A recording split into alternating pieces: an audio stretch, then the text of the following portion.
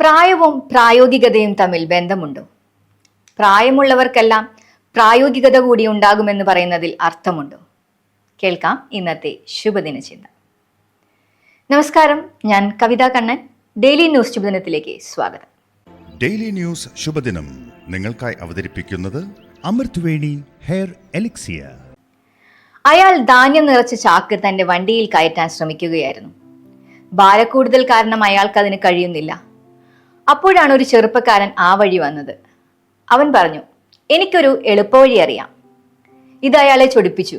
അയാൾ പറഞ്ഞു, ഇതുപോലെ ധാരാളം ചാക്ക് ഞാൻ കയറ്റുകയും ഇറക്കുകയും ചെയ്തിട്ടുള്ളതാണ്. ഇതെങ്ങനെ ചെയ്യണമെന്ന് എനിക്കറിയാം. അവൻ ചിരിച്ചുകൊണ്ട് നടന്നു.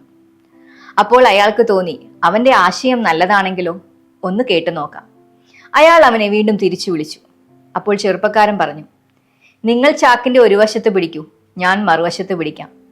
അങ്ങനെ ചാക്ക് എളുപ്പത്തിൽ വണ്ടിയിൽ കയറ്റാം. പറഞ്ഞതുപോലെ ചാക്കുകൾ എടുത്തു വെച്ച് ഒരു ചിരി സമ്മാനിച്ച് അവൻ നടന്നുപോയി. അറിവും അനുഭവവും ആപേക്ഷികമാണ്. പ്രായമായ എല്ലാവർക്കും അനുഭവജ്ഞാനം ഉണ്ടാകണമെന്നില്ല.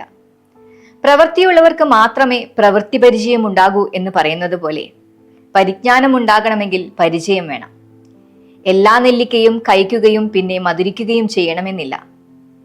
പ്രായവും പ്രായോഗികതയും രണ്ടാണ്. മറ്റുള്ളവരുടെ തഴക്കവും പരിചയവും യഥാവിധി ഉപയോഗിക്കുമ്പോൾ മാത്രമേ ദ്രുതഗതിയിലുള്ള വളർച്ച നമുക്കും സാധ്യമാകൂ. ശുഭദിനം.